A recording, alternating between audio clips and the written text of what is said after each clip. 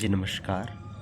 आज हम लोग बात करेंगे कि हम अपनी समझ को कैसे परिष्कृत कर सकते हैं या उसमें कौन-कौन से सुधार कर सकते हैं जिनके माध्यम से हमारी समझ व्यवस्थित होती है और एक प्रबुद्ध व्यक्ति की तरह हमारी बातों और विचारों में स्पष्टतः झलकती है। पहला जो बिंदु है वह है कि जब हम किन्हीं वस्तुओं और चीज़ों को देखें तो उन्हें किन्हीं भी दायरे के माध्यम में ना देखकर एक टोटलिटी में देखने का प्रयास करें, क्योंकि जैसे ही हम चीज़ों को किन्हीं भी दायरों में देखते हैं हमारा देखा हुआ सत्य से दूर हो जाता है। इसके बाद जो दूसरी चीज़ आती है वह है कि हमें वास्तविकता को देखने का साहस होना चाहिए। बहुधा हम यह करते हैं कि जो जीवन की वास्तविकताएं हैं उनके ऊपर जो हमारी धारणाओं के आवरण है उन्हीं को हम सत्य मानकर चलते हैं, जबकि हमें हमारी धारणाओं के सुधार का साहस होना चाहिए।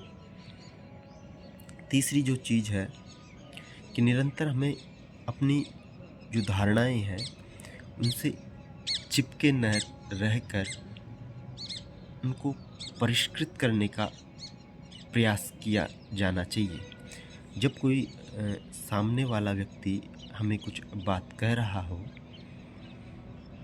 तो हमें किसी भी पूर्वाग्रह के आधार पर उसकी बात को नकारना नहीं चाहिए, अपितु उसे ग्रहण करके हम उसका मनन करें, चिंतन करें या वो जो कह रहा है उसमें से कौन से तत्व हैं जो सत्य के करीब है उनको ग्रहण कर सकते हैं। चौथी जो चीज़ आएगी वह है कि हमें विचारों और वस्तुओं की वैज्ञानिक संगति का ज्ञान होना चाहिए, क्योंकि जैसे ही हम विचारों और वस्तुओं की वैज्ञानिक संगति की उपेक्षा करते हैं वैसे ही हम किसी भी प्रोपोगंडा का शिकार हो जाते हैं। पांचवी जो चीज़ है वह है कि कोई भी जो हमारे को क्रियाएं प्रभावित कर रही हैं उन क्रियाओं के ऊपर हमें क्या प्रतिक्रिया करनी है, उस प्रतिक्रिया को अपने अधीन रखना चाहिए। अधीन रखने का तात्पर्य है कि हम समझ बूझ कर या चीज़ों को ध्यान से निरीक्षण करके प्रतिक्रिया करें। बिना समझ के, बिना उस चीज़ को देखे जब हम प्रतिक्रिया करते हैं तो हम अपने आसपास जो एक परिवेश निर्मित कर रहे होते हैं वह बहुत ही छिछला होता है। वह एक प्रेरक की तरह समाज को ऊर्जा नहीं दे सकता।